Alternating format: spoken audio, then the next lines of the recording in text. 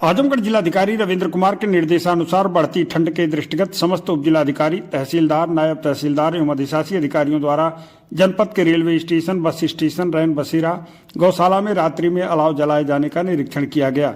इसके साथ ही गरीब एवं असहाय व्यक्तियों को कंबल का भी वितरण हुआ। इसी क्रम में बुधवार की देर रात्रि नायब तहसीलदार अतरौलिया द्वारा बस स्टैंड अतरौलिया, तहसील बूढ़नपुर एवं तहसील सगड़ी के अंतर्गत आजमगढ़ में स्थित रैन बसेरा, गौशाला, अजमतगढ़ हनुमान मंदिर, अंबेडकर मूर्ति के पास, गोगा मूर्ति, बस अड्डा, जीएनपुर व आजमगढ़ चौराहा पर अलाव का निरीक्षण किया गया। इन सभी स्थानों पर व्यवस्था सही पाई गई। इसके साथ ही गोसाई की बाजार, तहसील लालगंज, ग्राम गिरधरपुर, देवगांव के अलावा निरीक्षण में सभी जगह अलाव जलते पाए गए।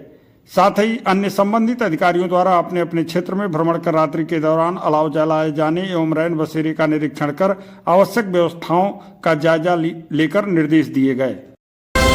उत्तर प्रदेश के आजमगढ़ जिले में आज सड़क हादसे में तेज रफ्तार के चलते मुबारकपुर थाना क्षेत्र के मोहब्बतपुर में एक अनियंत्रित ट्रक ने बाइक सवार को रौंद दिया, जिससे 2 महिलाओं की मौके पर ही दर्दनाक मौत हो गई, जबकि एक युवक गंभीर रूप से घायल हो गया। हादसे के बाद ट्रक चालक मौके से फरार हो गया।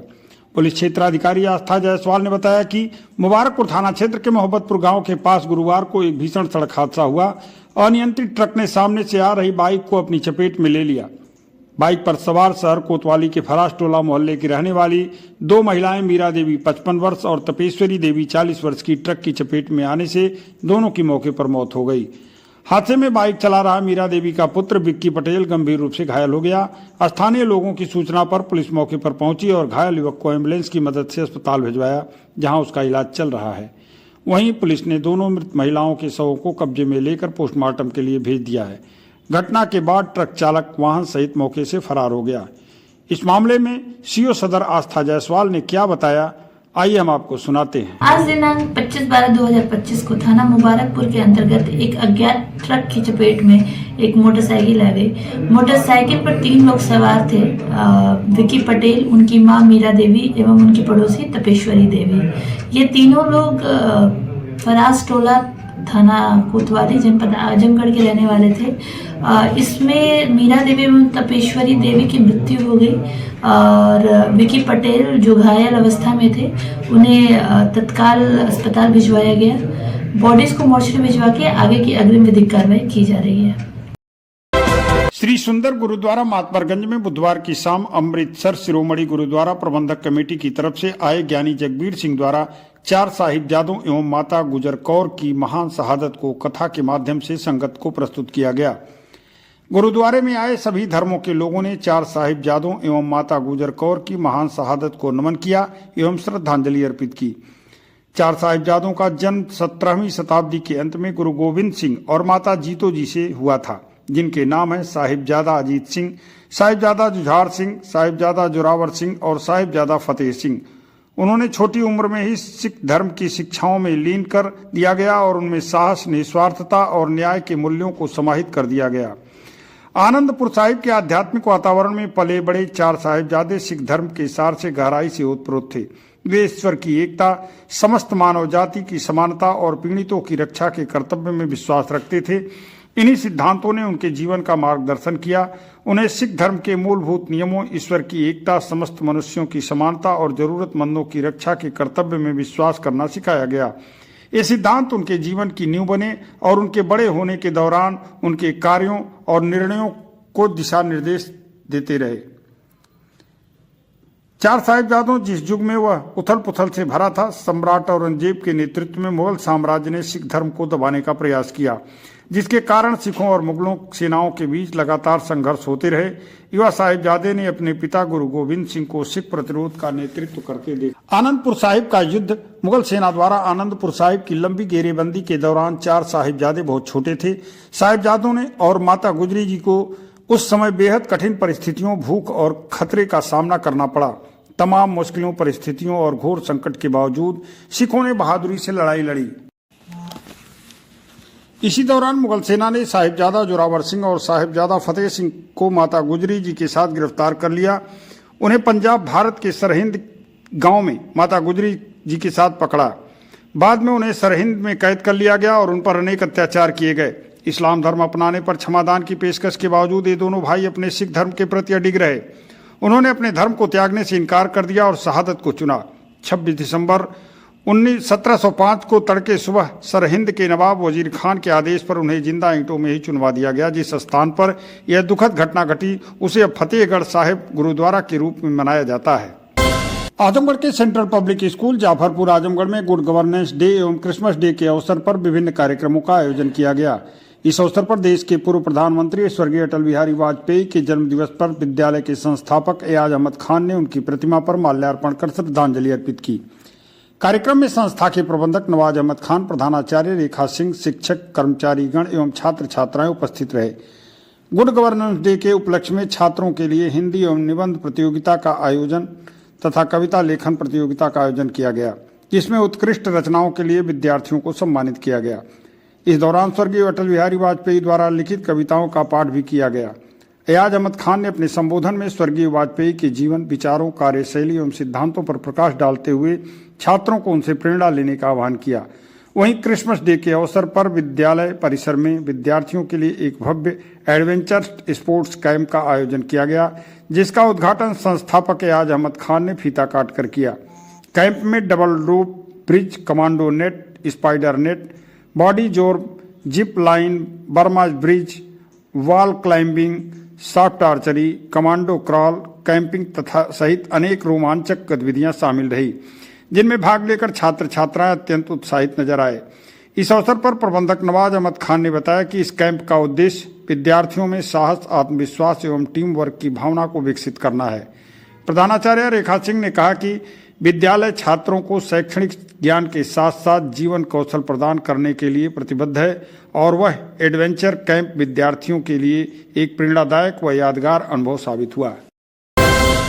आजमगढ़ में भारतीय जनता पार्टी जिलाध्यक्ष सदर ध्रुव कुमार सिंह की अध्यक्षता में जिला कार्यालय पर पूर्व प्रधानमंत्री अटल बिहारी वाजपेयी की 100वीं जयंती के अवसर पर उनके व्यक्तित्व और कृतित्व पर आधारित प्रदर्शनी का आयोजन किया गया, जिसका उद्घाटन मुख्य अतिथि पूर्वांचल विकास बोर्ड के उपाध्यक्ष पूर्व विधायक नरेंद्र सिंह ने किया। इस अवसर पर आयोजित संगोष्ठी को संबोधित करते हुए मुख्य अतिथि नरेंद्र सिंह ने कहा कि अटल जी का विराट व्यक्तित्व देखने लायक था। भाजपा के संस्थापक, अध्यक्ष और 3 बार प्रधानमंत्री रहकर उन्होंने भारत माता की सेवा की। मुझे उनके साथ कई अवसरों पर काम करने का अवसर मिला। उनका व्यक्तित्व इतना विराट था कि उनके कद का कोई भी व्यक्तित्व नहीं दिखाई देता। भाजपा उनके जन्मदिन को सुशासन दिवस के रूप में मनाती है। उन्होंने अपना संपूर्ण जीवन भारत माता की सेवा में समर्पित किया। वह हम सभी भाजपा जनों के लिए प्रेरणा स्रोत रहेंगे।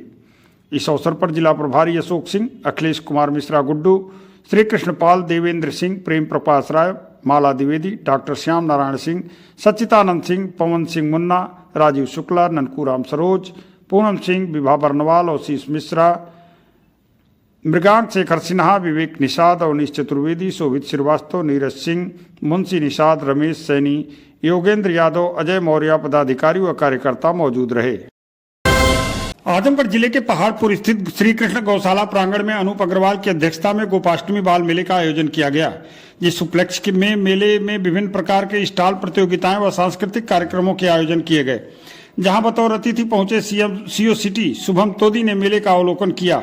न्यू कला केंद्र समिति सचिव विभा गोयल के नेतृत्व में आयोजित इस प्रतियोगिता में फैंसी ड्रेस जूनियर में श्रेयांश अग्रवाल प्रथम, वेदांत शर्मा द्वितीय, फैंसी ड्रेस सीनियर में आद्या कुमारी प्रथम, अंश शर्मा द्वितीय रहे। अंताक्षरी जूनियर में भूमि अग्रवाल व संस्कृति अग्रवाल प्रथम और अनुश्री व नयनश्री द्वितीय स्थान पर रही। वहीं अंताक्षरी सीनियर में आशु स्वीटी प्रथम और चंद्रकला पांडे, प्रीति गुप्ता द्वितीय स्थान प्राप्त किया। मेहंदी में श्रेया प्रथम, अदिति द्वितीय स्थान पर रही। लेखन प्रतियोगिता में रूही राय प्रथम और श्रेया अग्रवाल ने द्वितीय स्थान प्राप्त किया। मेले में बच्चों के गेम, हस्त निर्मित सामान, खाने के स्वादिष्ट व्यंजन, चाट एवं मक्खनी मलाइयों का आकर्षण केंद्र के बने रहे। मेले का जायजा लेने पहुंचे अनूप कुमार अग्रवाल, डॉक्टर भक्त वत्सल और श्रेय अग्रवाल ने बताया कि जीविकोपार्जन नहीं बल्कि सड़कों पर घूम रही बेसहारा, असहाय, बूढ़ी, चोटिल गायों को चारा, इलाज व देखभाल व मदद की दृष्टि से इस मेले का आयोजन किया जाता है, जिसमें आप लोग शामिल होकर अपना योगदान दे सकते हैं। इस अवसर पर मनोज खेतान, अशोक रुंगटा, सुदर्शन दास अग्रवाल, चंदन अग्रवाल, सुनील अग्रवाल, ओम प्रकाश अग्रवाल, लड्डू, मीरा अग्रवाल, स्वाति गोयल, विभा गोयल, लता अग्रवाल, बिंदु अग्रवाल, सुनील अग्रवाल, निशा अग्रवाल, मंजू अग्रवाल, रुचि अग्रवाल आदि रहे। इस मौके पर उपस्थित लोगों ने क्या कहा, सुनिए आप उनकी बात। अतुल कुमार अग्रवाल, अजमलपुर कोडर में मेरा निवास स्थान है और यहाँ आज श्री कृष्ण गौशाला में बाल मेला का आयोजन श्री कृष्ण गौशाला के अध्यक्ष श्री अनूप कुमार अग्रवाल जी द्वारा आयोजित है। केवल यहाँ पर बूढ़ी गायों की सेवा के लिए ही यहाँ पर सारे कार्यक्रम होते हैं, जिससे कि गाय माता की सेवा की जा सके और यहाँ से कोई धनोपार्जन का कोई उद्देश्य नहीं है, सेवा के। इसमें हमारे अनूप भैया बहुत दिनों से लगे हुए हैं और ये एक बहुत सराहनीय कार्य है। आज क्या कार्यक्रम हो रहा है? आज यहाँ पर कई बच्चों का प्रोग्राम है, जैसे उसमें लेखन, चित्रकला, इस तरह के प्रतियोगिताओं का आयोजन है, बाल मेलाओं का, और लोगों को अपने अपने स्टॉल लगाए हुए हैं जिस पर सभी लोग जा कर के खरीदारी करें और यहाँ पर जो भी सामान की उपलब्धता है लोग खरीद करके खाएं, आनंद उठावें। इस गौशाला में विगत दिनों से 2-3 सालों से इस तरीके के आयोजन किए जा रहे हैं, जहाँ वृद्ध गायों की सेवा के लिए ये आयोजन होता है। और एक बड़ा पुराना सूत्र है कि सेवा धर्मो परम गहनो योगी नाम अप्यगम्यम। सेवा का कार्य इतना कठिन होता है कि योगी भी नहीं जाना चाहता। बहुत बहुत बधाई देता हूँ मैं इस संस्था के अध्यक्ष। आजमगढ़ जिले के दीवानी चौराहा नरौली स्थित चर्च में क्रिसमस डे का पर्व बड़े ही हर्षोल्लास और श्रद्धा के साथ मनाया गया। इस अवसर पर चर्च परिसर और उसके आसपास खासा उत्सवपूर्ण माहौल देखने को मिला। क्रिसमस के मौके पर चर्च के समीप मेले का भी आयोजन हुआ, जिसमें जनपद के विभिन्न क्षेत्रों से बड़ी संख्या में लोग पहुंचे और पर्व की खुशियों में शामिल हुए। बुधवार की देर रात जैसे ही सुइयों ने 12 बजने का संकेत दिया, पूरा मसीह समाज क्रिसमस के पावन जश्न में डूब गया। लोगों ने एक दूसरे को गले लगाकर मैरी क्रिसमस की शुभकामनाएं दी और प्रभु यीशु मसीह के जन्म की खुशियां साझा की। इस दौरान चर्च में विशेष प्रार्थना सभा का आयोजन किया गया, जिसमें श्रद्धालुओं की भारी भीड़ उमड़ पड़ी। प्रार्थना सभा के दौरान चर्च के पादरी ने पवित्र बाइबिल से प्रभु यीशु मसीह के वचनों का पाठ किया और क्रिसमस पर्व के महत्व पर प्रकाश डाला। उन्होंने प्रेम, मिलाप, त्याग और सेवा के संदेश को जीवन में अपनाने का आह्वान किया तथा प्रभु यीशु के बताए मार्ग पर चलने की प्रेरणा दी। साथ ही समाज में फैली बुराइयों, हिंसा और भ्रष्टाचार से मुक्ति के लिए विशेष प्रार्थनाएं की गई, जिससे माहौल भावुक और सकारात्मक नजर आया। कई दिनों से चल रही तैयारियों के बाद क्रिसमस की रात युवाओं से लेकर बुजुर्गों तक सभी के चेहरे पर उत्साह और खुशी साफ दिखाई दी। चर्च को आकर्षक ढंग से सजाया गया था और प्रार्थना में शामिल होने के लिए आए लोग भी विशेष रूप से सज धज कर नजर आए। चारों ओर प्रेम, भाईचारे और उल्लास का वातावरण बना रहा। क्रिसमस पर्व के अवसर पर सुरक्षा व्यवस्था को लेकर प्रशासन भी पूरी तरह सतर्क रहा। चर्च परिसर और आसपास पर्याप्त संख्या में पुलिस बल तैनात किया गया, जिससे कार्यक्रम शांतिपूर्ण और सौहार्दपूर्ण ढंग से संपन्न हो सका। इस मौके पर लोगों ने क्या कहा, सुनिए आप उनकी बात।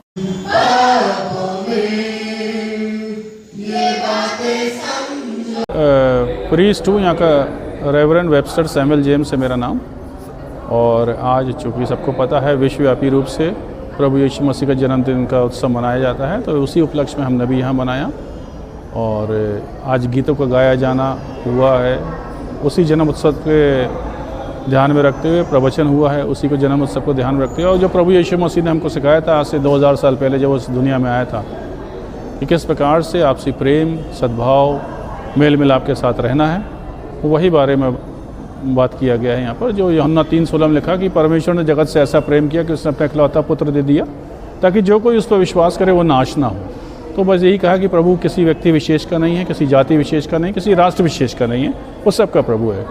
उसी के बारे में आज हमने बताया कि प्रभु कहता है कि तुम मेरे पास आओ तो मैं तुम्हें जीवन की ज्योति दूंगा, जीवन का जल दूंगा, जीवन का मार्ग मैं ही हूँ। तो यही कहता है अपने प्रवचन के मार्ग, सत्य और जीवन मैं हूँ। तो हम उसी के बारे में आज हमने बाइबल से बात करी है। तो क्रिसमस मनाने के यहाँ प्रेयर करने के बाद लोग घर क्या क्या? देखिए, क्रिसमस मनाने के बाद लोग अपने घरों में जाते हैं और जो एक परंपरा है, ट्रेडिशन है केक काटने की, वो अपना केक काटते हैं, गुजिया, पकवान वगैरह सब खाते पीते हैं, एक दूसरे को आदान प्रदान करते हैं, वो अपने मित्रों में जाकर के खुशियाँ बांटते हैं। द आयरिश स्कूल द्वारा आयोजित वार्षिकोत्सव रंगमंच का हरिओत कला केंद्र सिविल लाइन में अत्यंत हर्षोल्लास एवं सांस्कृतिक गरिमा के साथ संपन्न हुआ। इस कार्यक्रम में प्ले ग्रुप से कक्षा 8 तक के विद्यार्थियों ने अपनी प्रतिभा, आत्मविश्वास और सृजनशीलता का प्रभावशाली प्रदर्शन किया। कार्यक्रम का शुभारंभ विद्यालय के संस्थापक मनोज कुमार खेतान, प्रबंधक अमित खेतान एवं प्रधानाचार्य ईशानी झुंझुनवाला द्वारा संयुक्त रूप से दीप प्रज्वलन कर किया गया। वार्षिकोत्सव में विद्यार्थियों द्वारा प्रस्तुत संगीतात्मक, नाट्य, नृत्य एवं विषयगत प्रस्तुतियों ने दर्शकों का मन मोह लिया। विशेष रूप से बच्चों द्वारा प्रस्तुत जीवंत संवाद, मंचीय अभिव्यक्ति और कथा वाचन ने यह सिद्ध किया कि मंच केवल प्रदर्शन का माध्यम नहीं बल्कि बच्चों के आत्म विकास और अभिव्यक्ति का भी सशक्त मंच है। इस अवसर पर विशिष्ट अतिथियों के रूप में अखिलेश मिश्रा, विनोद राय, विभा गोयल, साक्षी पांडे सहित अनेक गणमान्य व्यक्ति उपस्थित रहे। विद्यालय परिवार ने अपने पूर्व अध्यक्ष स्वर्गीय हनुमान प्रसाद खेतान को श्रद्धांजलि अर्पित करते हुए उनके शैक्षणिक दृष्टिकोण एवं मूल्यों को स्मरण किया। अभिभावकों एवं आमंत्रित अतिथियों ने विद्यार्थियों की प्रस्तुतियों एवं शिक्षकों के समर्पण की मुक्त कंठ से सराहना की।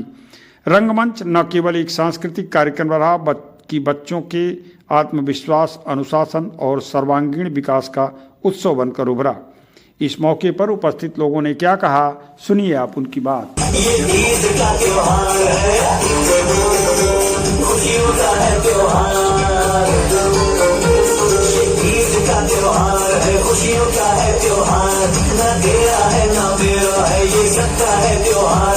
ये प्यार का पैगाम है, ये प्यार का पैगाम। मुबारक ईद मुबारक। William Shakespeare was an English playwright. Hamid, तुमने चिमटा क्यों खरीदा? तुम्हें और सब बच्चों की तरह मिठाइयाँ और चूड़ियाँ खरीदनी चाहिए थे ना? दादी, आपका हाथ चल जाता था ना धरती से के समय, इसलिए मैंने आपके लिए चिमटा लाया।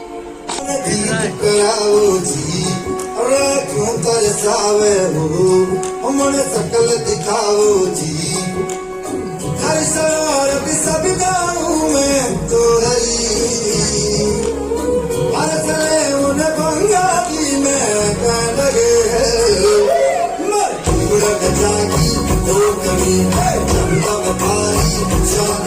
But Amina burns her finger every day while making rotis. Hamid felt like he had found treasure. जब वो हंसती है,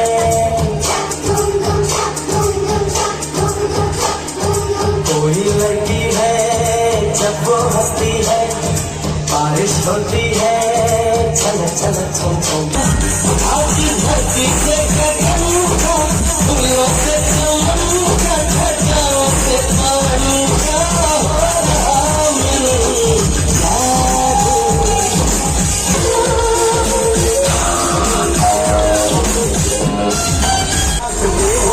नहीं हो कोई भय, सब साथ में मिलकर बोलेंगे भारत माता की, भारत माता की। ये है भाषा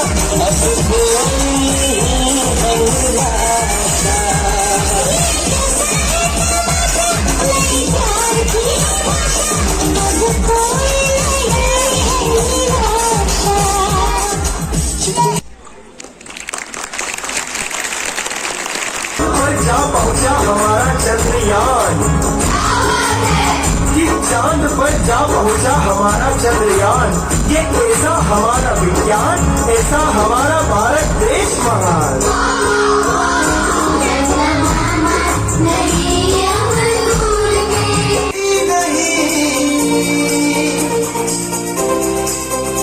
ऐसे भी सोचो ना, सोचो सूरज